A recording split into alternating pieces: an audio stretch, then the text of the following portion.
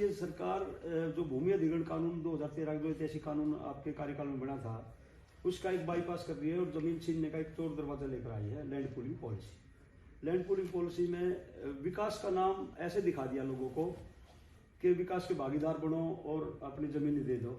और आजाद भारत के ही नहीं, मतलब मैं तो कई बार कहता हूँ गुलाम भारत के इतिहास का भी सबसे बड़ा फ्रॉड किया है इन्होंने।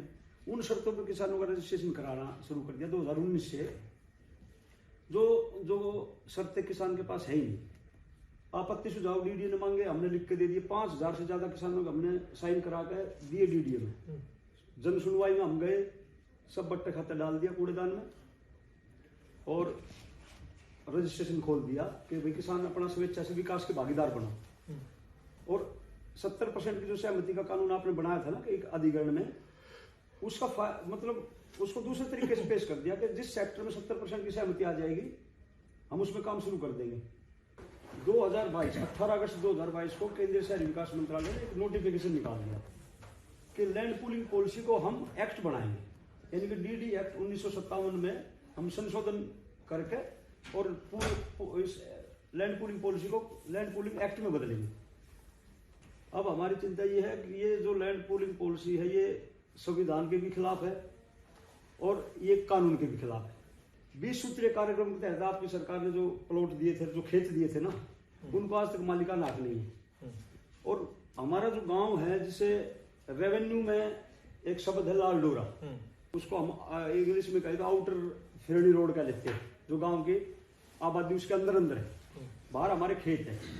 उन खेतों में अब डीडीए मास्टर प्लान जो 2041 लेकर आने वाली है या 21 थी, जो 2007 में लागू हुई थी, उसके तहत उसको आर जोन बना दिया, सेक्टर बसाएंगे। दिल्ली में कह रहे हैं आबादी बहुत ज्यादा होगी तो हम यहाँ पर आवासीय इकाई बनाएंगे। बट उसमें एक बात बताइए, उसमें आपकी जमीन का दाम बढ़ेगा नहीं? देखो जी, उसमें थोड़ा वो तो फायदा होगा। आपका प्रश्न बहुत अच्छा है, बहुत, लेकिन मोनोपोली कर दी सरकार ने। जब हमारे पास दूसरा विकल्प नहीं छोड़ा कि आपकी जमीन अधिग्रहण नहीं करेंगे हम, और आप चाहे तो अपनी जमीन को 60% ले सकते हो, लेकिन शर्तें ऐसी लगा दी जैसे किसान के पास 5 एकड़ है ही नहीं, किसी का 0.1% किसान है जो 5 एकड़ भूमि का है।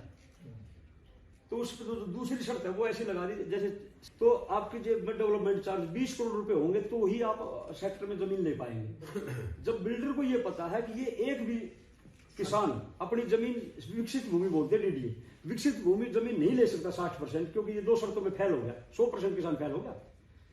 तो मतलब फाइनेंशियल रिक्वायरमेंट इन्होंने इतनी कर दी है कि आप उसमें जा ही नहीं सकते। दो फैक्टर और भी है सर। 20 करोड़ इसमें क्या है? 20 गांव की 20 करोड़ एग्जैक्टली 4 करोड़ देखो जी, डेवलपमेंट चार्जेस, डेवलपमेंट कॉस्ट वो आपको देना पड़ेगा। अगर नहीं दे सकते तो जाओ। ये क्या है? एक्सटर्नल डेवलपमेंट चार्ज ईडीसी कभी सरकारों ने नहीं बस बिल्डर देगा, आपसे जमीन ले लेगा, खत्म कर।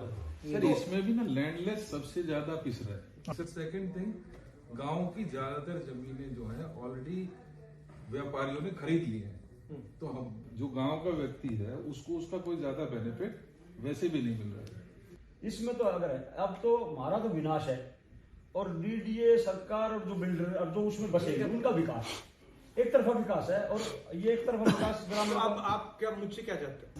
हम ये चाहते हैं देश की सबसे बड़ी जो पंचायत है संसद भवन, और उसमें आप विपक्ष के सर्वमान्य नेता हो, आप इसमें हमारी आवाज उठाओ। दूसरा, हम चाहते हैं एक बार दिल्ली देहात का दौरा, जिस तरह आप सभी वर्गों से मिल रहे हो, इस तरह दिल्ली देहात में आप जाओ, एक बड़ी महापंचायत और कुछ लोगों से, ठीक है, महिलाओं से वहां मिलो। आप जो आप चाहते हो 3 पॉइंट रखने हैं वो हम रख देंगे और आपके यहाँ दिल्ली देहात आ जाएंगे।